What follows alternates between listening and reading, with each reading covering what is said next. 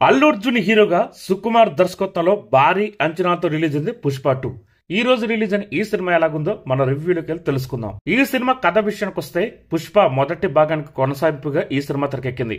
పెళ్లి జరగడంతో పుష్ప మొదటి భాగం పూర్తిగా ఆ తర్వాత పరిస్థితుల్ని ఈ సినిమాలో చూపించారు. శ్రీవల్లితో ఒక అందమైన జీవితాన్ని గడుపుతూ ఉంటాడు సిండికేట్ ఎడ్డిగా మారిన పుష్పరాజు. ఒకరోజు ఊరికి సీఎం వచ్చాడని కలవడానికి వెళ్తున్న సమయంలో శ్రీవల్లి సీఎంతో ఫోటో దిగి తీసుకురావాలని కోరుతుంది. అయితే పుష్పరాజు లాంటి స్మగ్లర్ తో ఫోటో దిగడం కరెక్ట్ కాదని కామెంట్ చేస్తారు సీఎం. అంతేకాక భార్య మాట విని ఏది పడితే అది చేయకూడదని సలహా కూడా ఇస్తాడు. దీంతో తన భార్య అడిగింది నిజం చేయాలనే ఉద్దేశంతో పుష్పరాజు ఏకంగా సీఎం ని మార్చేందుకు ప్రయత్నిస్తాడు. సీఎం ని మార్చడం అంటే మాటరా, అందుకోసం 1000 టన్నుల ఎర్రచందనాన్ని స్మగ్లింగ్ చేసేందుకు ప్రయత్నిస్తాడు. ఆ ప్రయత్నాన్ని ప్రతికాలజాలతో రగిలిపోతున్న షెకావత్ అడ్డుకునేందుకు ఎలాంటి ప్రయత్నాలు చేశాడు.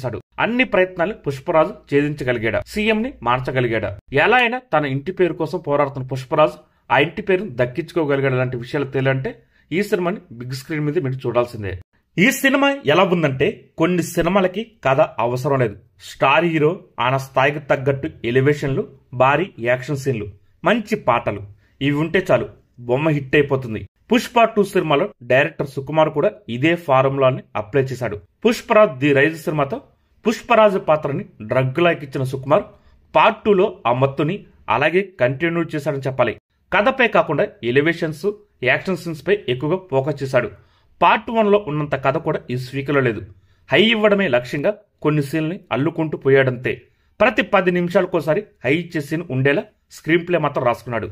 కథనం నీరసంగా సాగుతుంది ఫీలింగ్ ఆడియన్స్ కి వచ్చేలాగా ఒక భారీ యాక్షన్ సీన్ పడుతుంది. అందులో బండి నట విశ్వరూపం చూసి గూస్ బంప్ తెచ్చుకోవడం తప్ప మరో ఆలోచన కూడా రాదు మనకి. భార్య మాట భర్త వింటే ఎలా ఉంటుందన్న పాయింట్ ని ఈ స్మగ్లింగ్ కథతో ముడిపెట్టి చూపించిన విధానం ఆకట్టుకుంటుంది. ఈ సినిమా ఒక భారీ యాక్షన్ సీన్ తో కథ ప్రారంభమవుతుంది. పుష్పరాజ్ క్యారెక్టర్, అతని ప్రపంచం గురించి ఆల్రెడీ మనకు తెలుసు కనుక స్టార్టింగ్ నుంచి హీరోకి ఎలివేషన్ ఇచ్చే ప్రయత్నం చేశాడు డైరెక్టర్. పాత్ర ఎంట్రీ సీన్ కూడా అదిరిపోతుంది. ఫస్ట్ హాఫ్ అంతా షెకావత్, పుష్పరాజ్ మధ్య టామ్ అండ్ జెర్రీ గేమ్ లా కథనం సాగుతుంది. ఎర్రచందనం పట్టుకునేందుకు షెకావత్ ప్రయత్నించడం, పుష్పరాజ్ అతన్ని బురిడి కొట్టించి దాన్ని తరలించడం. ఫస్ట్ హాఫ్ మొత్తం ఇదే తంతు నడుస్తుంది. ఇంటర్వెల్ ముందు వచ్చే స్విమ్మింగ్ పూల్ సీన్ అదిరిపోయిందని చెప్పాలి.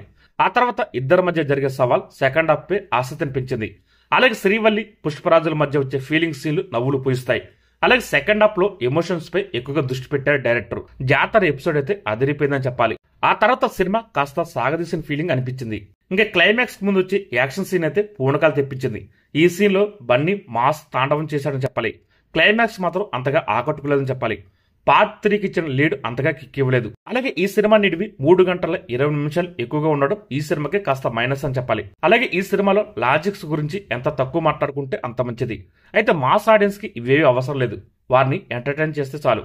అలాంటి వారికి పుష్ప 2 సినిమా విపరీతంగా నచ్చుతుంది.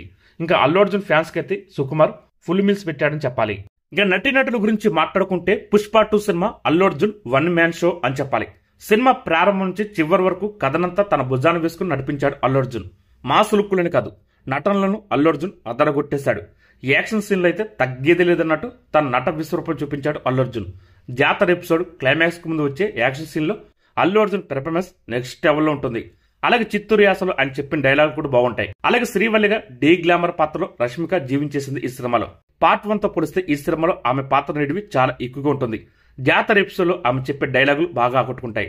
అలాగే డిఎస్పీ షెకావత్ గా పాజిల్ మరోసారి తనదైన నాటంతో ఆకట్టుకున్నాడని చెప్పాలి. అలాగే ఎంపీ సిద్ధప్పగా రావు రమేష్ మరోసారి తెరపై తన అనుభవాన్ని చూపించాడు.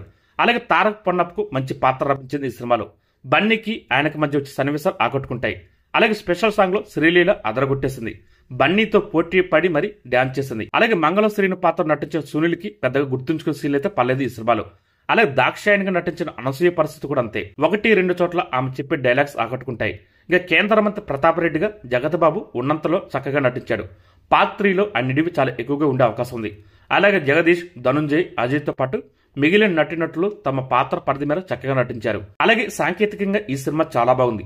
దేవిశ్రీ ప్రసాద్ నేపథ్య సంగీతం ఈ సినిమా స్థాయిని బాగా పెంచింది. సూసేకి కిసిక్ ఫీలింగ్స్ పాటలు తెరపై అలరించాయి. అలాగే ఈ సినిమా ఫోటోగ్రాఫర్ మిరోస్లా కూబా బ్రోజో గురించి ప్రత్యేకంగా చెప్పాలి. ప్రతి సీన్ చాలా రుచిగా వాస్తవాన్ని ప్రతిబింబించేలా చూపించాడు.